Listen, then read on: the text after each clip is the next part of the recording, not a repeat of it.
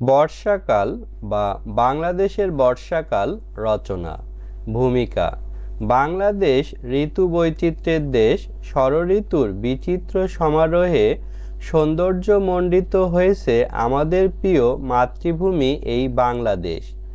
৬ ঋতুর মধ্যে বর্ষা একটি উল্লেখযোগ্য ঋতু। আষাঢ় ও শ্রাবণ ২ মাস বর্ষাকাল।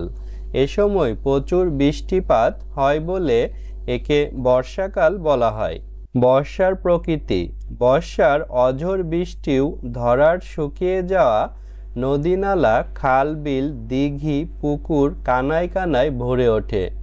গাছের পাতা সবুজ রং ধারণ করে। চারদিকে চোখ মেললেই দেখা যায় সবুজ আর সবুজ।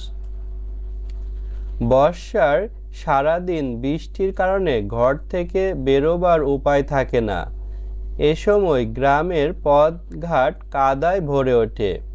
বর্ষার ফুল ফল: বর্ষায় খালে বিলে পদ্ম, শাপলা, কলমি ইত্যাদি ফুল ফোটে।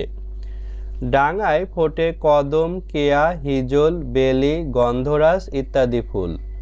বর্ষাকালে পেয়ারা, জাম, আতা, বাতাবি, লেবু, আমড়া, লটকন ইত্যাদি ফল পাওয়া যায়।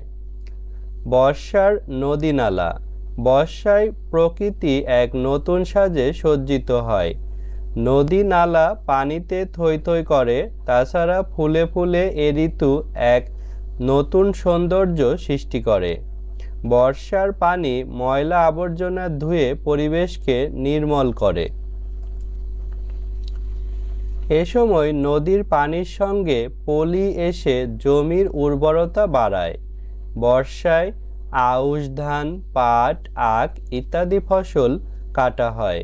এ সময় খালে বিলে প্রচুর মাছ পাওয়া যায়।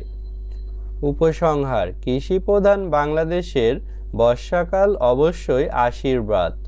বর্ষায় বাংলাদেশকে করেছে সুজলা সুফলা, শস্য শ্যামলা। তাই বর্ষা ঋতুর ভূমিকা অপরিসীম। বর্ষা আমাদের জীবনের অবিচ্ছেদ্য অংশ। বাংলাদেশের ষড়ঋতুকে বৈচিত্র্যমণ্ডিত করেছে এই বর্ষাকাল। আমাদের রচনা এ পর্যন্তই। সবগুলো রচনার PDF শিট পেতে আমাদের হোয়াটসঅ্যাপে যোগাযোগ করতে পারো। এছাড়া আমাদের চ্যানেলে এমন আরও অনেক ভিডিও আপলোড হবে, তাই চ্যানেলটি সাবস্ক্রাইব করে সঙ্গেই থেকো। ধন্যবাদ সবাইকে।